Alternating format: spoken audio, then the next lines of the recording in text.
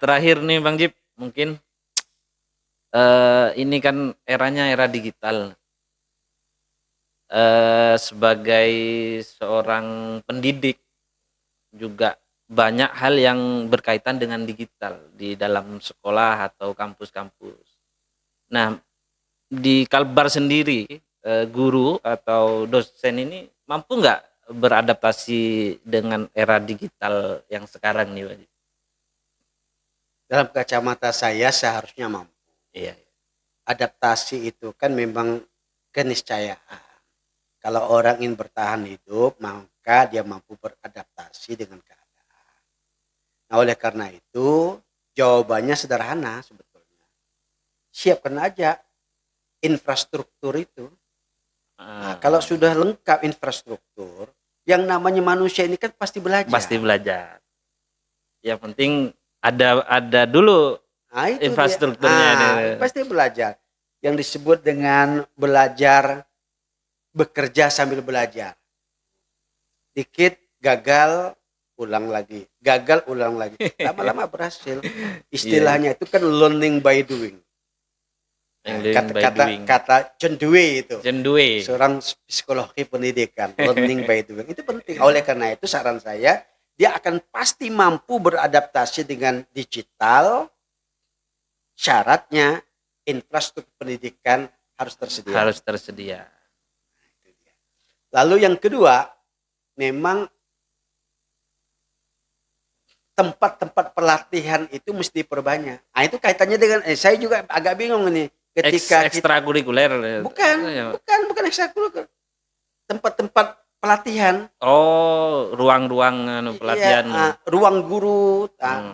Sehingga dia bisa mengekspresikan dirinya. Iya.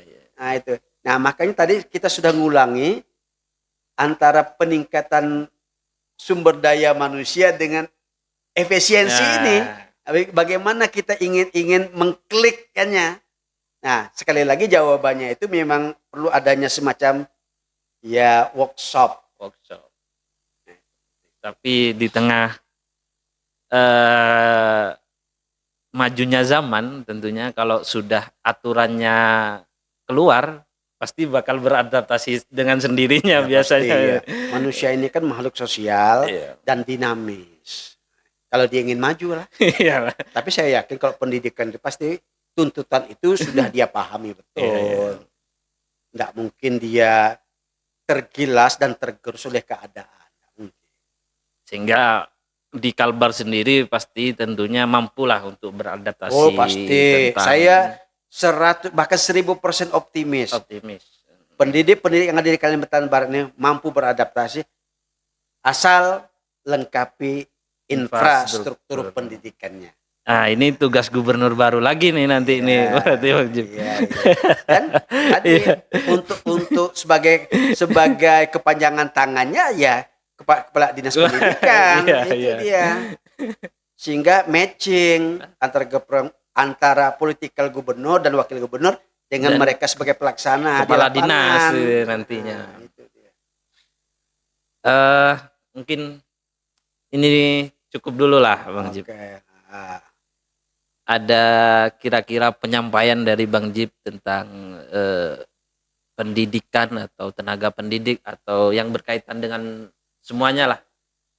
Tadi saya mengulangi pendidikan untuk semua. Education for all. Yang kedua, pendidikan itu bersifat tanpa membedakan. Sehingga kalau itu yang terjadi di format sebagus mungkin, maka saya berkeyakinan betul tak ada orang sukses itu tidak ada masa lalu. Dan tak ada orang jahat yang tak punya masa depan. Itu saya berkeyakinan itu. Sehingga pendidikan untuk semua dan pendidikan untuk kesejahteraan itu menjadi sesuatu dambaan.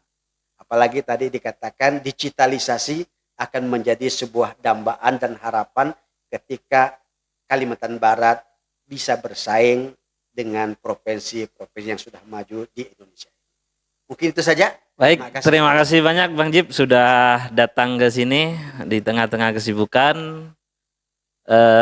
Cukup sekian ya Bang Jip. Oke. Makasih banyak. Makasih banyak.